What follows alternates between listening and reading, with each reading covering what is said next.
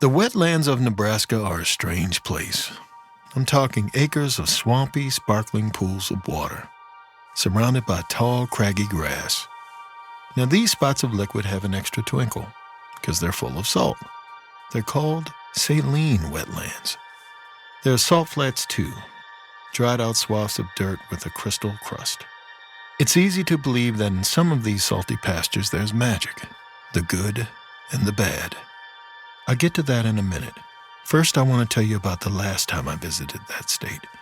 It was in 2014. I was location scouting for a sci-fi project in the wetlands. I'd gone early, with the understanding that the producer would meet me. But when I got there, I found out he wasn't coming. I'd made the trip for nothing. I hate wasted time. So I was pissed. I checked into my motel and debated whether to call and give him a piece of my mind. I sat on my bed looking out the window. The hotel was on the edge of a patch of wetland so I could see the salt pools. The sun was setting. I didn't like the way the orangey color hit the water. It seemed to get absorbed by the salt, like the crystals were taking it for themselves. Made me shiver. The scenery didn't help me decide if I was going to call the producer, but there was a call I had to make. Grandma. See, Grandma was always impressed I traveled so much. She didn't get the chance to leave Maryland much. In hindsight, that might be why she loved stories. They helped her soar around the world. But anyway, she got nervous about me being on the road, so I always owed her a check-in call. As usual, she picked up on the first ring. I told her about my day and how frustrated I was with the jerk who didn't show. But when Grandma heard where I was, her demeanor changed. When she spoke, her voice was icy, almost like she was being careful of what she was saying. She said she hadn't known I was going to be at the salt flats. If she had, she would have warned me against it, especially with the whole producer thing. See, it isn't good to have unfinished business in the salt marshes of Nebraska, because that's what the witch likes to use against you.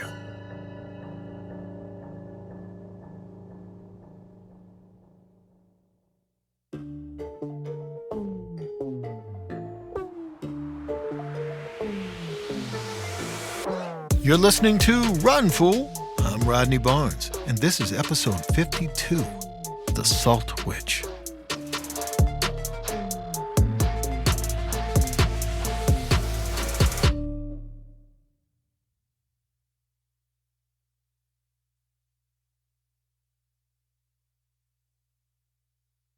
After that, my grandma told me a story, one that she'd heard not too long ago. Maybe it happened a decade earlier. She didn't tell me who told her. That wasn't important. It was about a student named Stella. I should specify, a med student.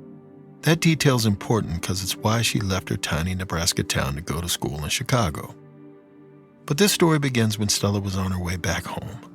She was driving, a 7-hour-plus trek, flat plains and nothing to look at, so it gave her a ton of time to think, which usually isn't a good thing for any of us. But it definitely wasn't good for Stella. See, she was going home for one of the worst reasons you can think of, a funeral. Her best friend in the whole world died. Lucy, a bad car accident. So it was sudden and horrible. It made Stella feel like, it was like losing a sister. They'd been inseparable, experienced every first there could be together. First time trying booze, first time flunking a test, first time getting arrested. That was a good story. They'd also experienced their first major fight, the kind that's hard to come back from. See, Lucy wanted to live in their hometown forever. Stella had dreams outside of it. And the day before Stella left for med school, this difference in opinion boiled over, because Lucy asked her not to go. That's how it started anyway. It escalated, of course, with Stella saying some crappy things about Lucy trying to hold her back. We don't need to get into specifics. Just know it was so bad that Stella went to school, and they never spoke again. That was months ago. This fight haunted Stella, even as she started classes and moved into dorms and met new people. She wanted to share all that with Lucy, but she was frozen by pride and shame. Finally, she told herself she was being stupid. Lucy was the most important person in her life. So, just a few days ago, Stella picked up the phone and called Lucy to tell her how sorry she was and how much she loved her. But Lucy's mom picked up and told her what happened. Stella stared at the endless flat road in front of her, her eyes filled with tears, making her vision go all blurry. She blinked them away. Her stomach ached with rage and regret. She'd had so much time to make amends with Lucy, and instead, she'd let her pride get in the way. Now she'd never have the chance. Up ahead, she saw a gas station through the foggy sheen of her tears. Checked her meter, then the time. She could use a fill-up. The respite wouldn't hurt. She was already in Nebraska. She still had plenty of leeway before the funeral started. So she pulled to a pump and got out. Seconds later, she leaned against her car, waiting for the fill to finish. It was pretty quiet and still. The Nebraska plains around her were sunny and very quiet. But then, she swore she heard something. A light tapping sound, like nails gently hitting glass. She looked over at the station's mini-mart. It took her a moment to see it, but when she did, she felt her breath catch. There was a face in the window staring at her. It was an old woman with thin, pursed lips. Her skin hung in folds under hollow eyes.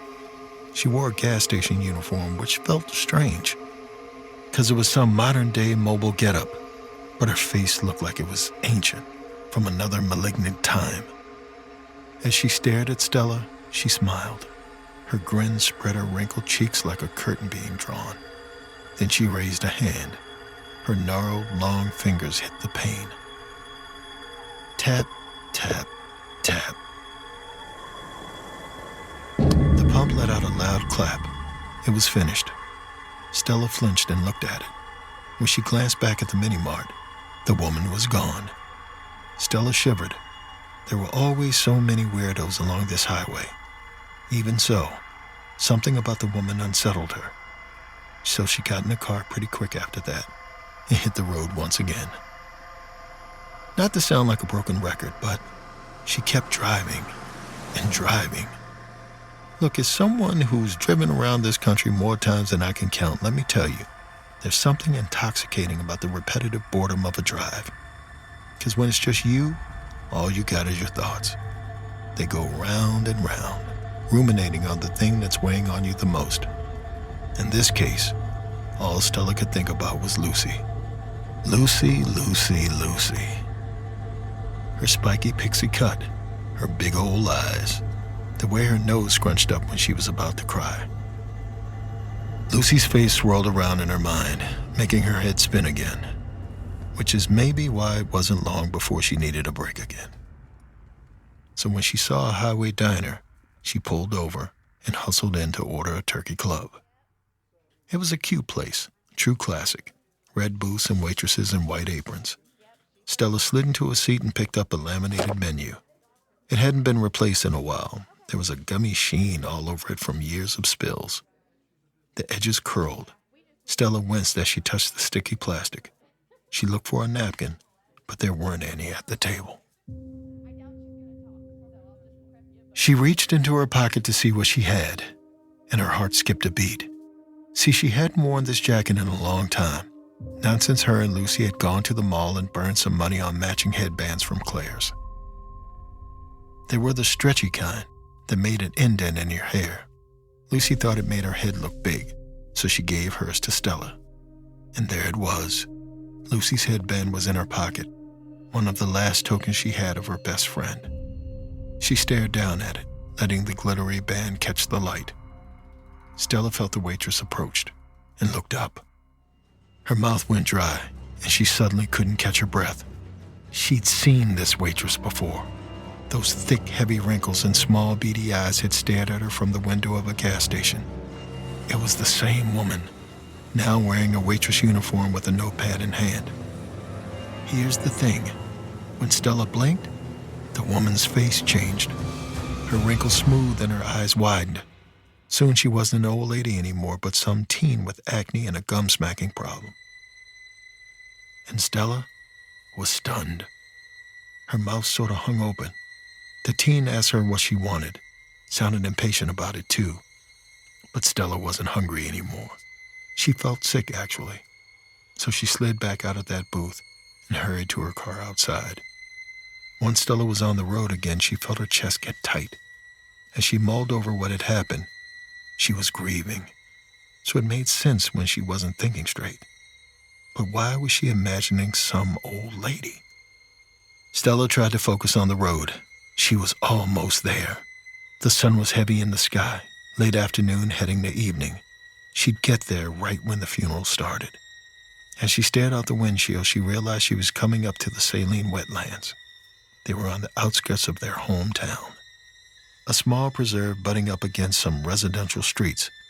She didn't know much about why they existed, something about how oceans had covered Nebraska millions of years ago. Science aside, she'd always liked them. They were quirky, you know. Always had a sparkle to them, glinting in the sun like they were made of diamonds. She and Lucy used to make up stories about them, that the salty waters were magic. As kids, they were never allowed to go into the marshes. Both their parents were superstitious and claimed a witch lived there. Back in the old days, the indigenous people of the plains avoided this witch when they collected salt from the flats, because she was always there, a part of the land waiting to snatch up some wandering soul. As Stella reached the far end of the preserve, she suddenly felt cold. She was passing the spot. The spot. The place Lucy had crashed. Stella suddenly felt sick. She'd been told where the accident happened, but driving past it, all she could think about was Lucy and how she was feeling in those fleeting seconds before impact. Did she know it was over? Was she scared? Did she have time to think at all? Stella shuddered. It made her fish a hand into her pocket, where she'd put the headband. She pulled it out and glanced at it. It comforted her, you know.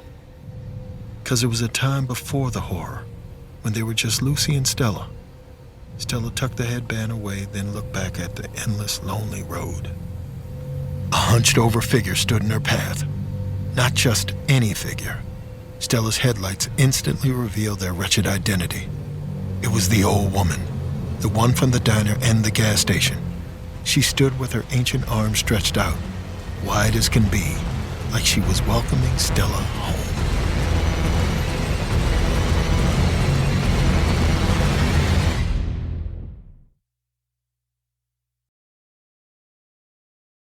Alright guys, I read a lot of scary stories, and I have trouble sleeping. But you know what makes it easier sometimes? And I mean this with all of my heart. Miracle-Made sheets.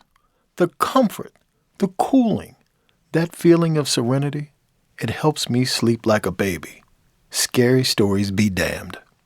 These sheets are infused with silver that prevent up to 99.7% of bacterial growth, leaving them to stay cleaner and fresh 3 times longer than other sheets. No more gross odors.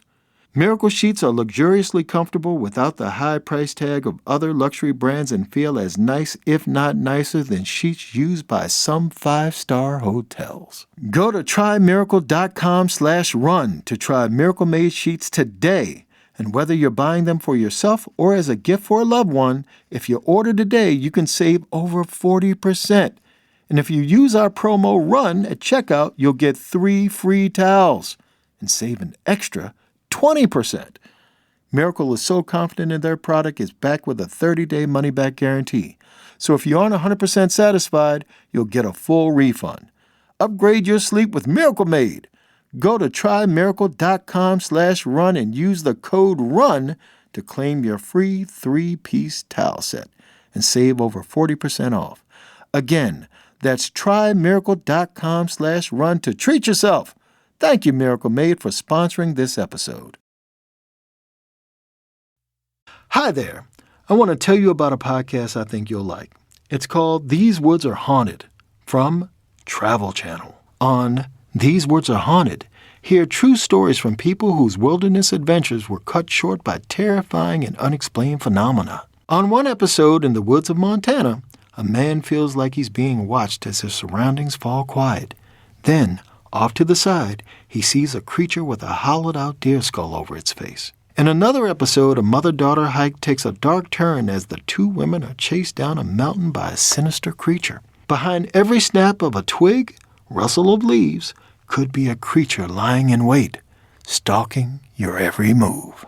So if you guys listen to Run Fool and you love our scary stories, and remember, you run when you're supposed to, I think you will love These Woods Are Haunted from Travel Channel.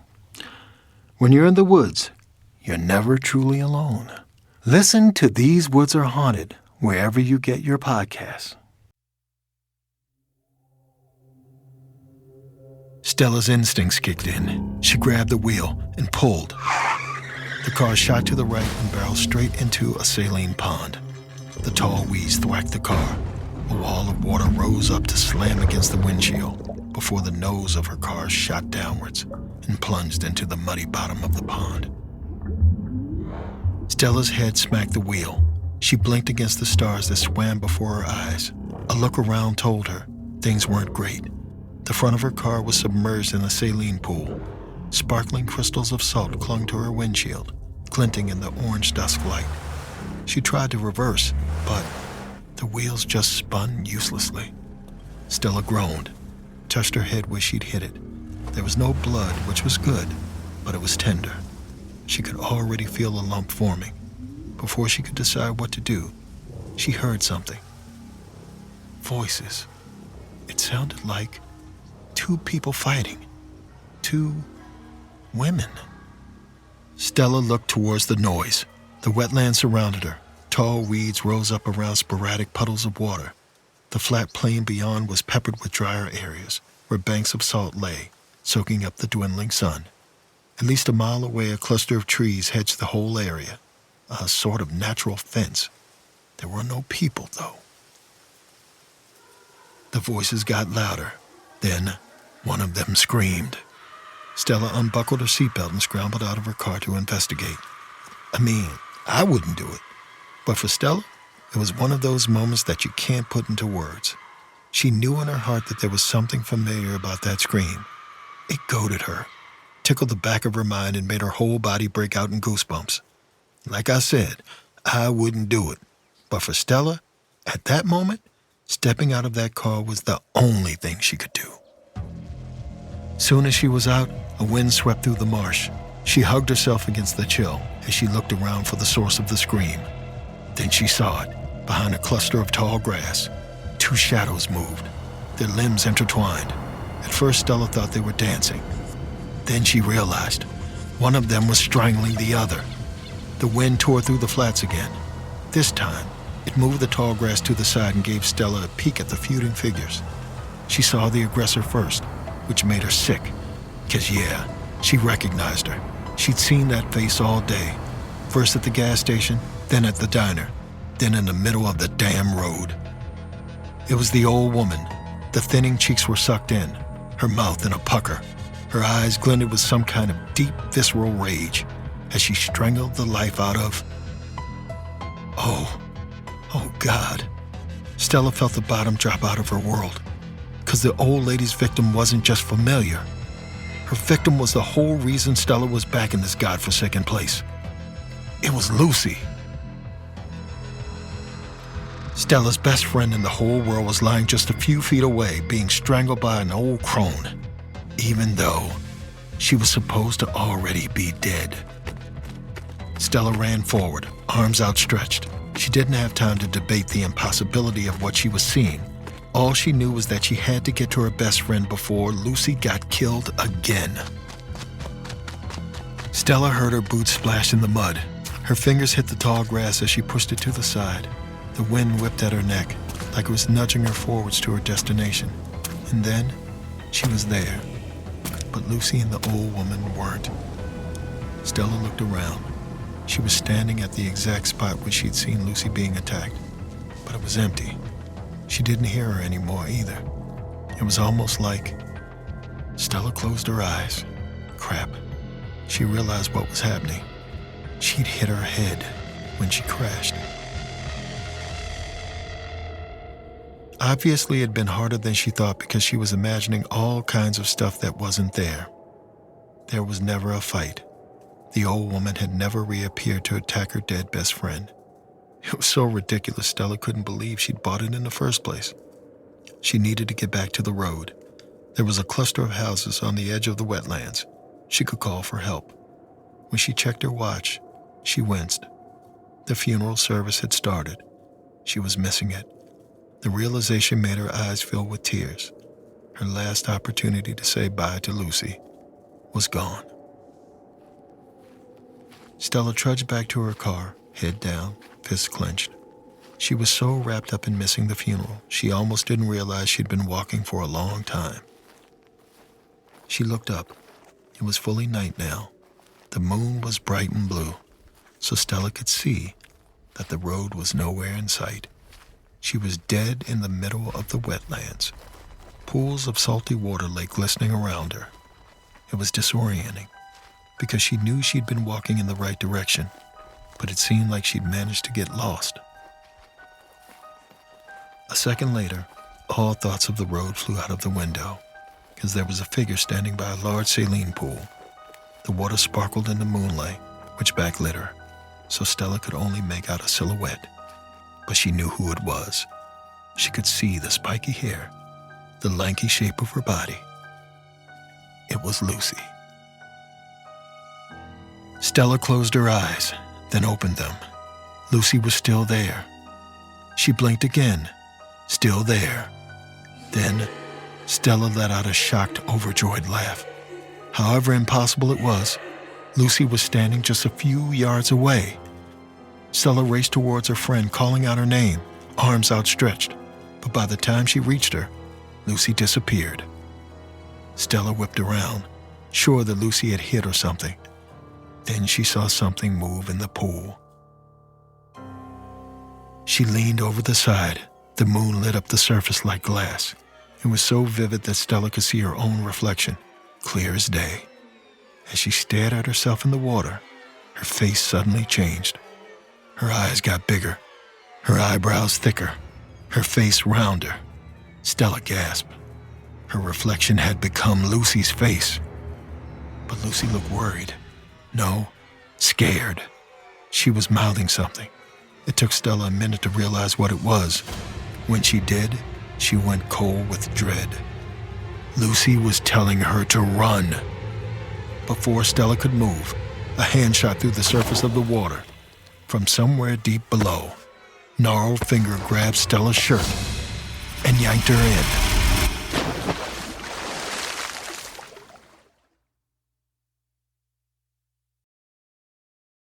When you think about businesses with criminally good sales, like Death Wish Coffee or everyone's favorite murder mystery star Selena Gomez's Rare Beauty, sure, you think about an in-demand product, a premeditated brand, and scary good marketing, but an often overlooked secret is actually a business behind the business, making selling and buying simple. For millions of businesses, that business is Shopify. Nobody does better selling than Shopify, home of the #1 checkout on the planet, and the not-so-secret secret, with Shop Pay that boosts conversions up to 50%, meaning way less carts going abandoned and way more sales going. So if you're into growing your business, your commerce platform better be ready to sell wherever your customers are scrolling or strolling, on the web, in your store, in their feed, and everywhere in between. Businesses that sell more sell on Shopify. Upgrade your business and get the same checkout that Death Wish Coffee uses. Sign up for your $1 per month trial period at shopify.com/run, all lowercase. Go to shopify.com/run to upgrade your selling today. Shopify.com/run. You know, I live a pretty lonely life. If it wasn't for June's Journey, I don't know what I would do. My kids are gone. They're out in the streets doing whatever they do. They've forgotten all about their father, and they leave me alone. I used to have a dog. I don't anymore. But you know what I do have? June's Journey. And June's Journey occupies my mind in such a way that my kids can stay gone. The dog, too. Because I got June's Journey. And that makes me happy. It will make you happy, too. Step into the shoes of a bold young woman uncovering scandalous family secrets at her sister's estate. Unleash your creativity by designing your luxurious island estate. complete with sprawling gardens and stunning architecture. Escape reality and immerse yourself in a gripping tale of mystery, murder, and romance where every clue brings you closer to the truth. Enjoy seasonal content with changing challenges, stunning landscapes, and exclusive rewards year-round. Discover your inner detective when you download June's Journey for free today on iOS and Android. Stella plunged into the icy water. It shot her senses to hell because of the temperature, but also the water felt different, thicker, more dense than usual. It wasn't that deep, so she hit the bottom right away and felt a pair of hands holding her against the mud. Stella thrashed against her attacker. She couldn't see who grabbed her, but she knew it was that old woman, the one who'd been following her, who somehow led her to this place and was now taunting Stella with her dead best friend. Nothing about it made sense, but Stella wasn't in a contemplative mood. She was in survival mode. She went wild, fighting off the woman's onslaught. Then she unleashed a decisive kick. It connected, a soft, punchy hit right in the woman's gut. Stella didn't waste a second. She swam to the surface, let out a satisfying gasp as she emerged, then clawed her way out of the pool and took off. The residue of salty water stung in her eyes as she ran across the marsh. Her breath was ragged, her chest burned. She didn't know where she was going. She just knew she needed to get away.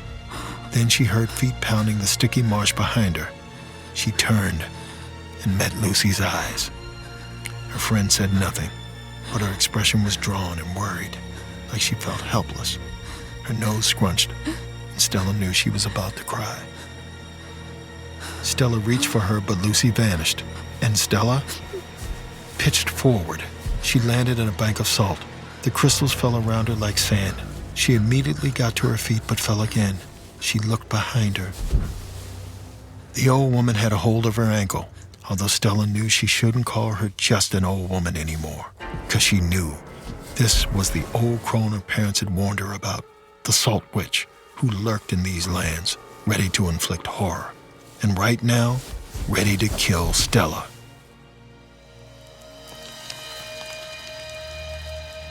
Just behind the witch, the earth suddenly split.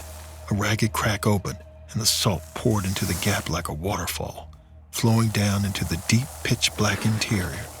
Then, the witch yanked Stella towards it. Stella screamed and clawed at the salty dirt, but it didn't do much. She couldn't get a grip. She was panicking, wailing, asking the witch why she was doing this. And the witch just said, simple as can be, "I take the dead and all who seek them." The witch gave another assertive pull.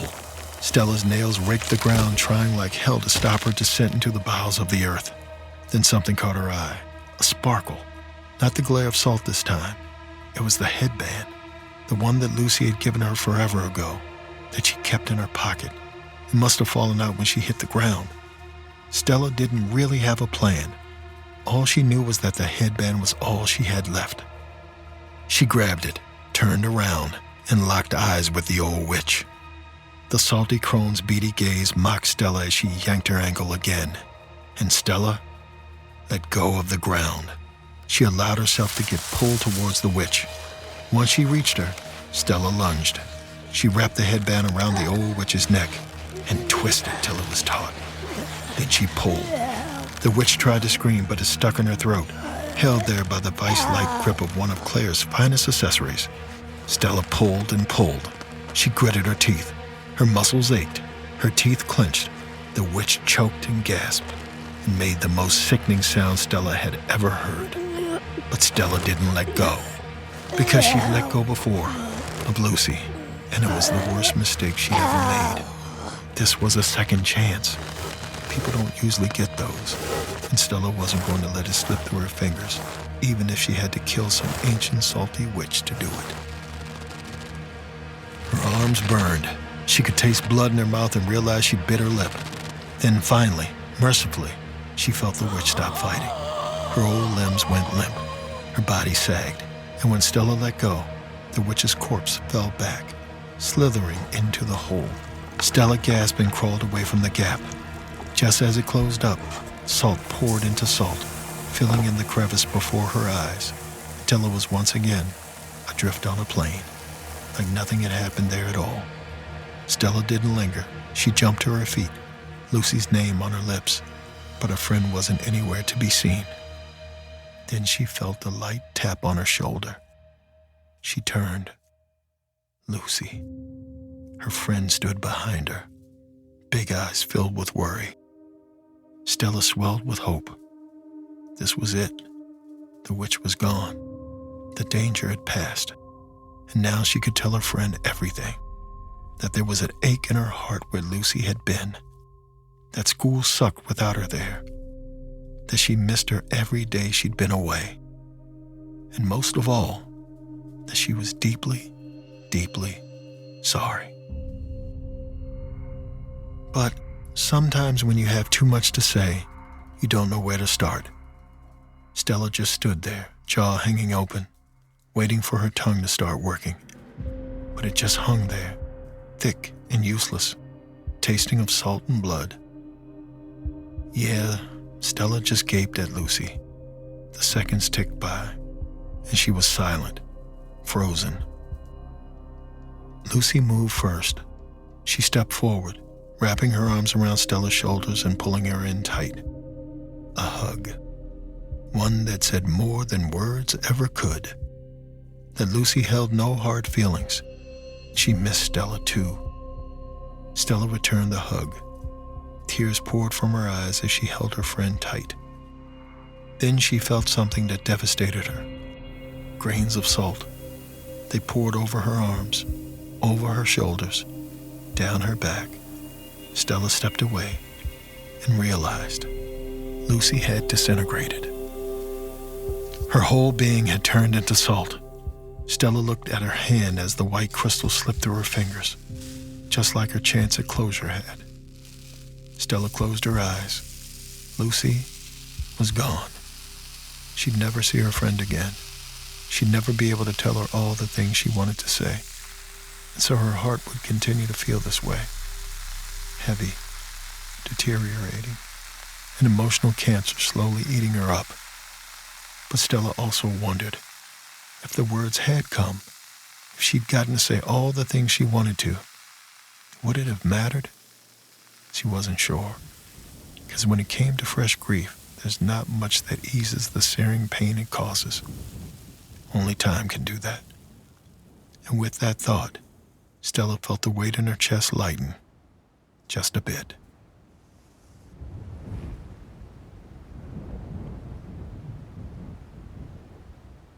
Before I got off the phone with Grandma, she said something interesting and a little haunting.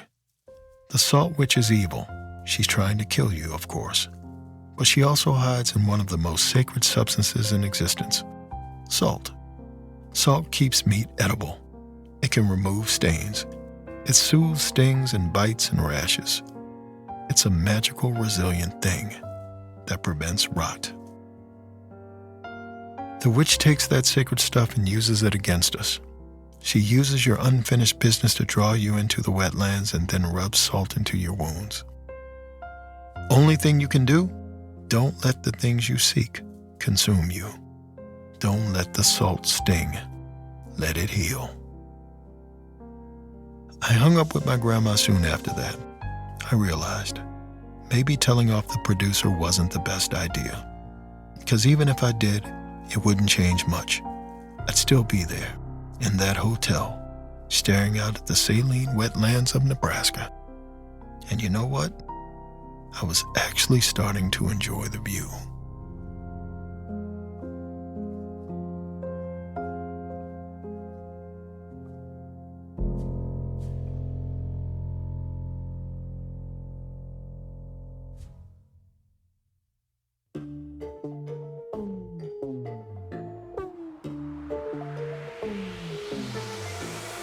Run Fool is a production of Ballen Studios, Campside Media, and At Will Media. It is hosted and executive produced by me, Rodney Barnes.